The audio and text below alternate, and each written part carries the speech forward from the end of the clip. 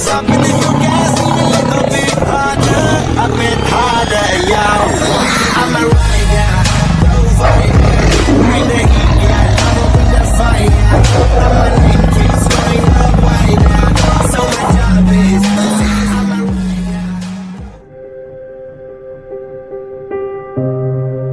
Bulan Zulqa'dah mulai keonaran, orang-orang luar masuk ke Arab Saudi membuat onar. Di bulan Zulhijjah jamaah haji di Mina sampai berdarah-darah, darah jamaah haji di Mina sampai ke mata kaki kata Rasulullah. Di bulan Muharram Al-Mahdi muncul. Itu urutannya. Jadi kalau sudah jatuh meteor, udah jelas nih, Muharramnya Al-Mahdi akan keluar. Tapi ini urutan. Namun dari hadis yang kita dengarkan tadi, ya, hadis yang kita bacakan tadi, terbunuhnya satu jiwa yang berhati mulia, berjiwa mulia, adalah sebuah indikasi setelah itu Al-Mahdi akan dibayar oleh manusia. Jadi banyak tanda-tanda. Jadi kita nggak perlu kaum muslimin harus, apalagi untuk meteor akan menghantam bumi, kan ada tanda yang jelas. Dan ini hadisnya hasan. Ya, bisa dipegang. Bumi dikelilingi oleh bintang berekor selama 3 hari berturut-turut sampai 7 hari berturut-turut kata Rasulullah. Jika itu sudah terjadi, bersiap-siaplah kamu. Kan begitu kata Rasulullah sallallahu alaihi wasallam. Jadi jelas, Pak. Nah, tapi yang memang tahu yang dengar pengajian kayak gini ini. Yang nggak dengar pengajian yang nggak tahu sama sekali. Hanya menikmati bintang berekor, lalu selfie-selfie. Ya, padahal itu tanda-tanda. Yang dengar pengajian kayak bapak-bapak ini langsung Masya Allah, ini dulu yang disampaikan. Ya, begitu. Nah, cukup. Sekarang kita sempurnakan pembahasan Al-Mahdi.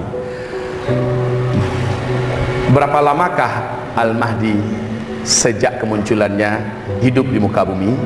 Lihat.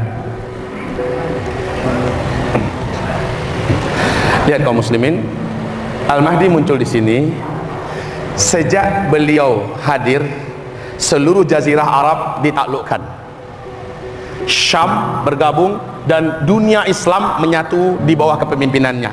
Sepertiga total dari umat Nabi Muhammad nanti, sepertiganya, dan ternyata itulah orang munafikin menolak kemunculan Al-Mahdi dan tidak mengakuinya. Kata Rasulullah, mereka adalah orang murtad. Ya. Nah, kaum muslimin, lalu Al-Mahdi mengalahkan Timur. Timur dalam hal ini seperti Iran, Rusia, Cina dan segala macamnya akan dikalahkan. Setelah itu terus Dajjal keluar. Dajjal keluar setelah penaklukan Konstantinopel, Turki. Ya, setelah Turki ditaklukkan, Dajjal pun lepas. Al-Mahdi tidak mampu melawan Dajjal. Kalau melihat tentara Dajjal nggak ada masalah, karena pasukan-pasukan Al-Mahdi adalah manusia-manusia terhebat, mujahid-mujahid yang luar biasa di akhir zaman. Tetapi ketika Dajjal keluar dengan kemampuan Dajjal yang luar biasa, Al-Mahdi tidak mampu berhadapan langsung, perang langsung melawan Dajjal. Al-Mahdi terkepung. Al-Mahdi terkepung. Ini nanti saya akan sampaikan ketika bab pengajian kita berkaitan dengan keturunnya Nabi Isa. Ya. Tapi setelah itu pokoknya Nabi Isa turun membantu Al-Mahdi, Dajjal dibunuh oleh Nabi Isa, kemudian orang-orang Yahudi dihabisi semua, dan seluruh salib di muka bumi dihancurkan oleh Isa dan orang-orang Nasrani yang sudah masuk Islam. Ya, kemudian Ya'jud Ma'jud pun Allah izinkan lepas. Kaum muslimin, jadi Al-Mahdi melewati masa-masa berat ini bersama umat Islam, Pas masuk Ya'jud Ma'jud Allah habis Ya'jud Ma'jud, umat Islam masuk pada fase kelima.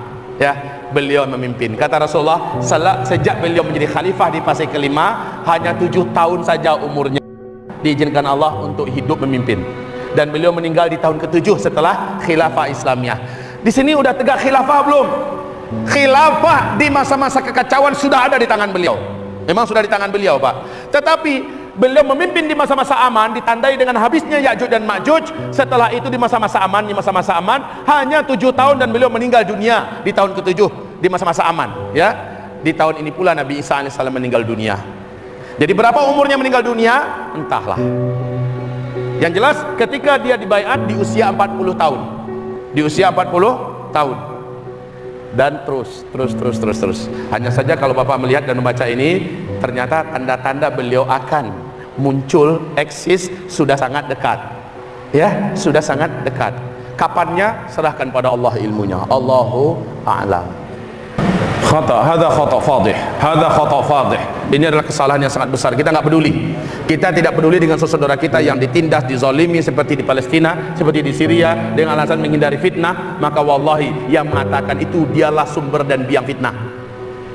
Seharusnya kita menunjukkan dan menampakkan. Ingat di dalam hadis Imam Ahmad, hadis qudsi, Allah nanti di hari kiamat menuntut hamba-hambanya, wahai hambaku, ya ibadi, hai hambaku, kenapa kamu duduk di dunia tidak menjengukku ketika aku sakit?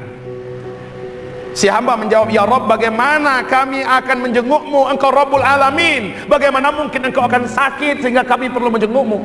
Allah bertanya, hai hambaku, kenapa kamu tidak memberi aku makan ketika aku lapar? Maka orang ini menjawab nanti, ya Rabb, engkau Rabbul Alamin, bagaimana mungkin engkau lapar lalu kami memberimu makan dan engkau maha kaya? Allah bertanya, hai hambaku, aku dizalimi, kenapa engkau tidak datang membelaku? Hamba ini menjawab, ya Rabb, engkau maha kuat, engkau Rabbul Alamin, bagaimana kami akan membelamu sementara engkau maha mengalahkan dan tidak terkalahkan? Terus terjadi. Lalu Allah berkata, hai hambaku, kamu dengar ada hambaku kelaparan, kenapa kamu tidak membantunya, memberinya makan? Itulah yang dimaksud dengan aku lapar. Kenapa kamu tidak datang, beri dia makan? Ada yang disolimi, kenapa kamu tidak datang, tolong dia, bela dia? Itu yang dimaksud, Pak. Ada saudaranya yang sakit, kenapa tidak kamu kunjungi, kamu belai dia, kamu obati dia, kamu bantu dia? Itu yang dimaksud. Bagaimana kita menjawab? Oh, ini menghindarkan fitnah.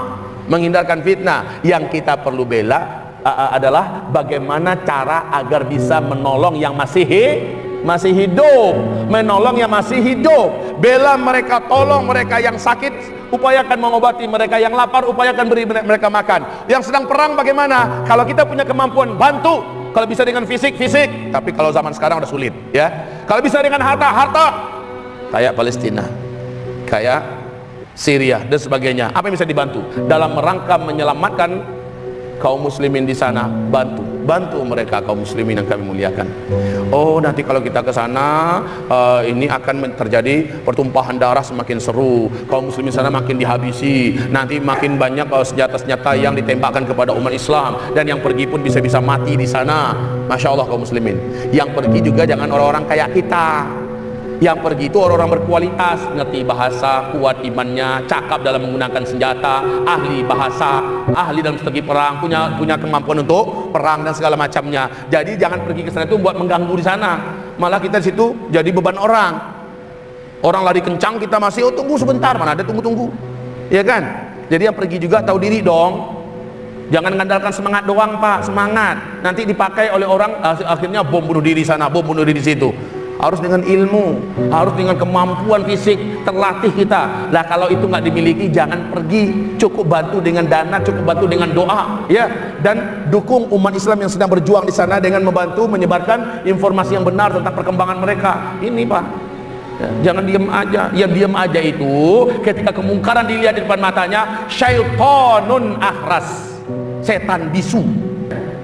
La haula wala quwata illa billah. Posisi diam ini ketika memang kita tidak mampu berbuat apa-apa, seperti Rasulullah melihat Bilal disiksa, Ammar disiksa, Rasulullah dan para sahabat nggak bisa buat apa-apa.